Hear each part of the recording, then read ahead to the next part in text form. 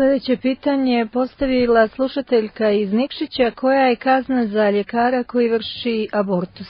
Kazna za ljekara koji ima savjest i koji je vjernik, abortus je ubistvo. Znači, ljekar je ubio čovjeka vršeći abortus. Crkva nema načina da ljude, niti ima načina, niti ima potrebe, niti hoće da ljude kažnjava, nego hoće da im skrene pažnju da su napravili grijeh. Za onoga koji ima svijesti, on će shvatiti da je izvršio ubistvo, a ubistvo je jedan od najtežih grijehova, kako se to u toj pedagogiji crkve u odnosu na ljudske slabosti mjeri. Crkva nije tu da kažnjava nekoga zbog nekog grijeha, nego da razlikuje koliko je i čime nečija duša opterećena. Neko nije nikad nikog ubio, niti je ukro, niti je učinio preljubu, dakle pominjamo ove najteže grijehe, pa mu je duša opterećena nekim možda manjim nekim opterećenjima, nataložilo se manje nekih grijeha, nekih slabosti. Neko ko je na sebe navukao ubistvo možda nije svjestan. Evo, abortus se toliko relativizovao i danas srećem mlade žene koje kažu da one nemaju nikakvu svijest da je abortus nešto.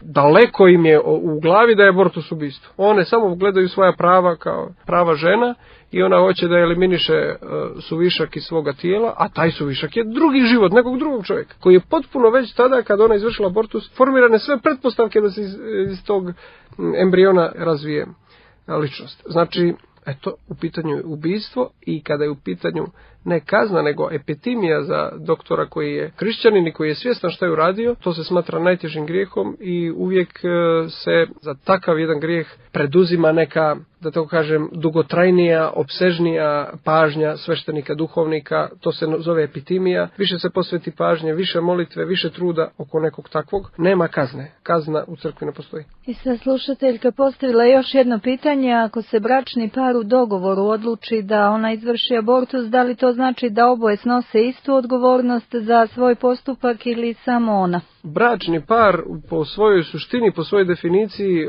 u crkvenom gledanju stvari je znači jedno biće.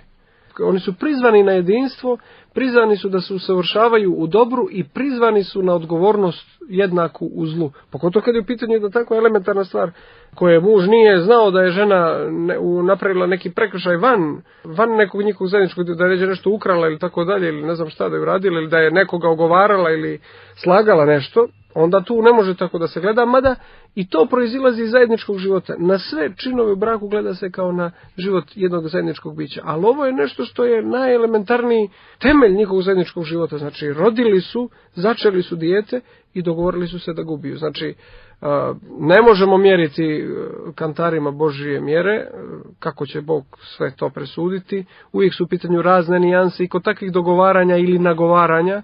Uvijek su, ja sam dosta puta svjedok na Svetoj tajni ispovijesti da je žena bukvalno nagovorena i pritješnjena s raznih strana da postupi, opet nema izgovora, ali dosta je situacija različitih. Dosta detalja utiče na različita situacija, ali u svakom slučaju ono što crkva zna, to je da je njihova odgovornost zaista istovjetna, jer je u pitanju jedno biće, jedna ljubav, jedna prizvanost na dobro i jednaka odgovornost u zlu.